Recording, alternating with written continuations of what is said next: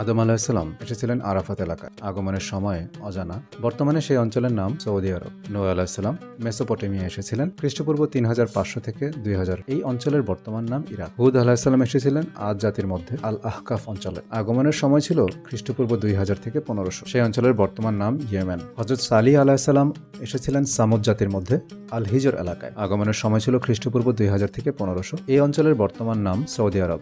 ইব্রাহিম আলাহিসাল্লাম এসেছিলেন মেসোপটেমিয়ায় খ্রিস্টপূর্ব 2000 থেকে 1500 এবং এই অঞ্চলটি বর্তমানে ইরাক, ফিলিস্তিন এবং সৌদি আরব এর মধ্যে অন্তর্ভুক্ত। লূত আলাহিসাল্লাম এসেছিলেন সাদুম এবং গোমরাহ এই অঞ্চলে এবং আগমনের সময় ছিল খ্রিস্টপূর্ব 2000 থেকে 1500। বর্তমানে এই অঞ্চলটি ফিলিস্তিন বা জর্ডানের অন্তর্ভুক্ত। ইসমাইল আলাহিসাল্লাম এসেছিলেন মক্কায় খ্রিস্টপূর্ব 1900 সালে এবং এই অঞ্চলটি বর্তমানে সৌদি আরবের অন্তর্ভুক্ত। ইসহাক আলাহিসাল্লাম এসেছিলেন কানআন অঞ্চলে খ্রিস্টপূর্ব 1900 শতকে এবং এই অঞ্চল বর্তমানে ফিলিস্তিনের অন্তর্ভুক্ত।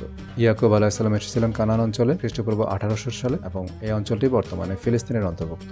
ইউসুফ আলাহিসাল্লাম এসেছিলেন মিশরে। আগমনের সময় ছিল খ্রিস্টপূর্ব 1700 এবং এটিও বর্তমানে মিশর অন্তর্ভুক্ত। শুআয়ব আলাহিসাল্লাম এসেছিলেন মাদাইন অঞ্চলে খ্রিস্টপূর্ব 1500 থেকে 1200 এবং এই অঞ্চলটি বর্তমানে জর্ডান এবং সৌদি আরবের অন্তর্ভুক্ত। মূসা আলাহিসাল্লাম এসেছিলেন মিশরে খ্রিস্টপূর্ব 1500 থেকে 1200 এবং এই অঞ্চলটি বর্তমানে মিশর এবং সাইনা এই অঞ্চলের অন্তর্ভুক্ত। দাউদ আলাহিসাল্লাম এসেছিলেন ফিলিস্তিনে খ্রিস্টপূর্ব 1000 সালে যা বর্তমানে ফিলিস্তিনের অন্তর্ভুক্ত।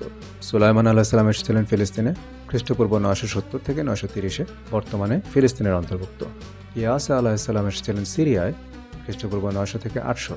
এই অঞ্চলটি বর্তমানে সিরিয়ার অন্তর্ভুক্ত।